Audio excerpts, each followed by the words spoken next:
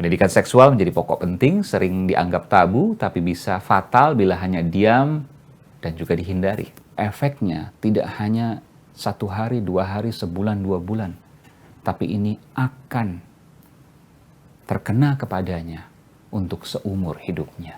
Ia punya hak misalnya untuk dihormati, tapi ia punya kewajiban juga untuk menghormati.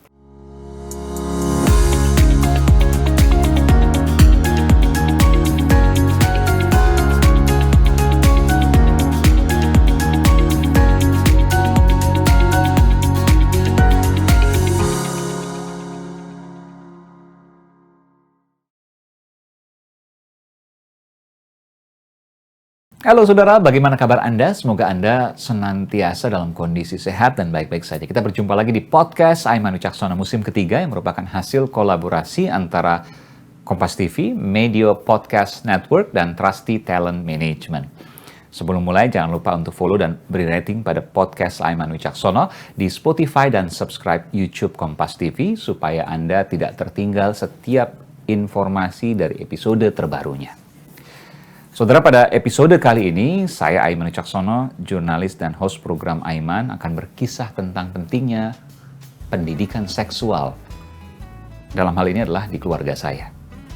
Pendidikan seksual menjadi pokok penting, sering dianggap tabu, tapi bisa fatal bila hanya diam dan juga dihindari.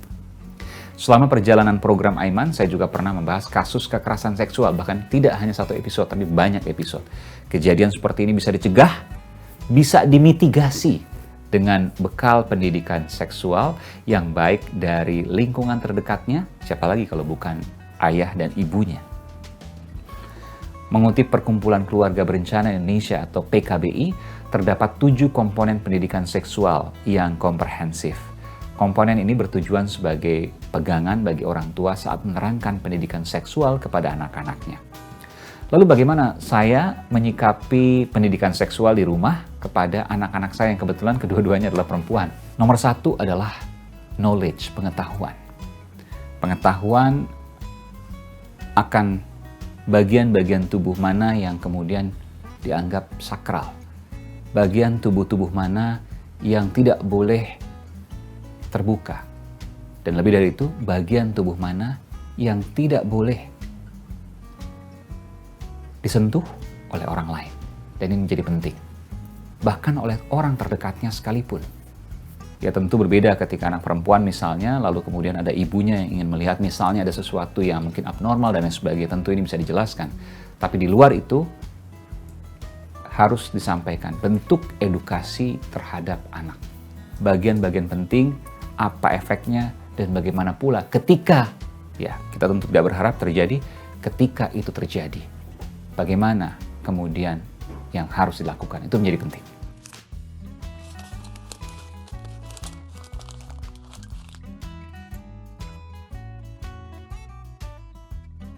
Tentu pertanyaan ini tidak muncul pada anak balita.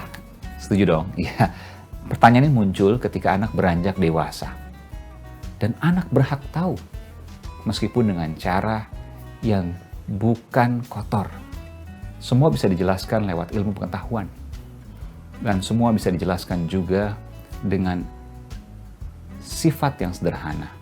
Bahkan di kitab suci pun juga dijelaskan terkait dengan proses pembentukan manusia. Apa yang kemudian terjadi bahwa ada hal-hal yang memang tabu untuk disampaikan, tapi bukan berarti tidak boleh disampaikan. Hanya cara penyampaiannya yang penting. Bukan sekali lagi dengan berpikiran kotor, bukan sekali lagi dengan eksplisit, tapi dengan hal yang bukan membohongi, tapi sesuai dengan ilmu pengetahuan. Tentu prosesnya tidak harus seluruhnya kemudian disampaikan secara gamblang. Tapi cara untuk kemudian menyampaikan dari zat-zat yang kemudian bisa menyatu, lalu kemudian terbentuklah makhluk hidup, plasma, dan lain sebagainya. Ini juga terjadi tidak hanya pada manusia, tapi juga pada hewan, dan bahkan dengan cara yang berbeda, misalnya serbuk sari pada tumbuhan. Tujuan dari perkembangbiakan ini tentu untuk mempertahankan peradaban, makhluk, eksistensi. Ini kemudian yang menjadi poin penting, bukan sekadar kesenangan pribadi.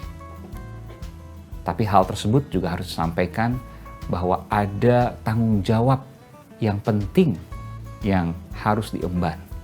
Ketika ia beranjak dewasa, maka tanggung jawab itu melekat kepadanya. Apa itu? Ada tanggung jawab terhadap dirinya, tanggung jawab terhadap Tuhannya. Itu yang kemudian harus disampaikan kepada sang anak. Ini sekali lagi pandangan saya tentu bisa berbeda dengan kawan-kawan semua.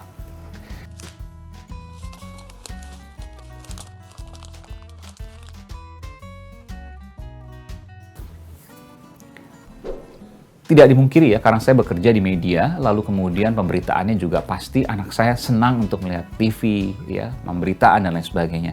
Dan tidak jarang pula ia kemudian bertanya soal itu. Dijelaskan, jelas. Apakah ada threat-nya, ancamannya, apakah ada bahayanya, tentu itu harus dijelaskan semua. Dan yang paling penting dari itu semua, bagaimana cara pencegahannya. Dan ini menjadi hal yang terbaik agar anak tahu edukasi jenis apa yang kemudian bisa kita sampaikan untuk menghindari hal-hal tersebut. Edukasi ini penting.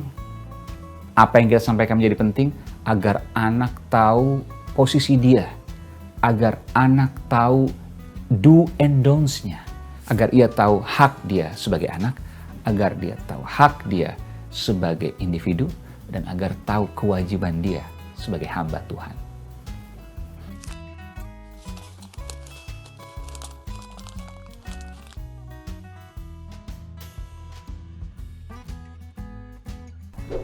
Ini tentu menjadi hal yang menarik untuk disampaikan kepada anak.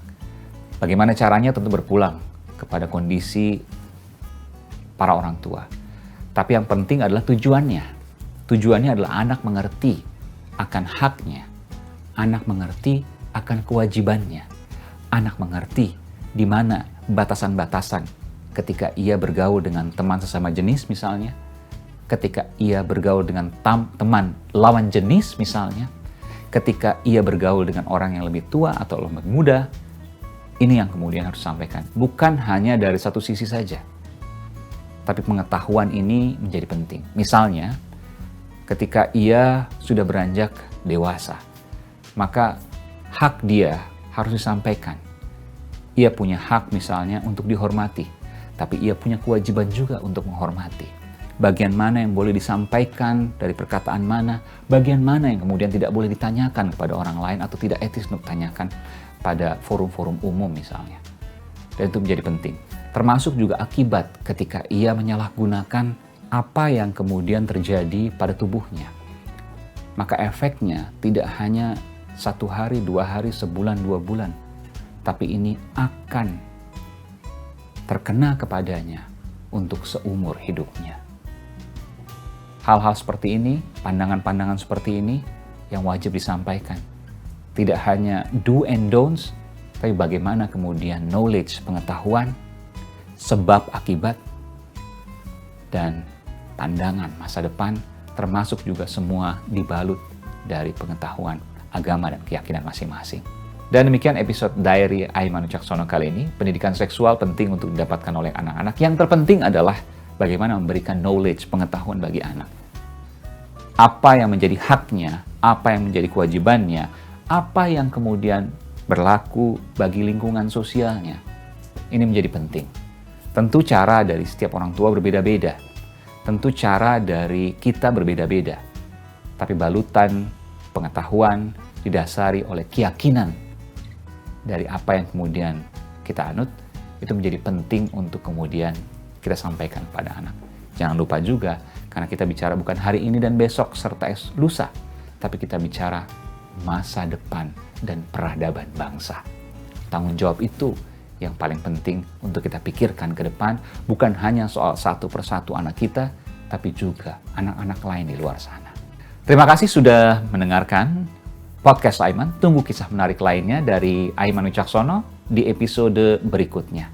Saya Aiman Wicaksono undur diri. Terima kasih, salam. Sampai jumpa, sehat selalu.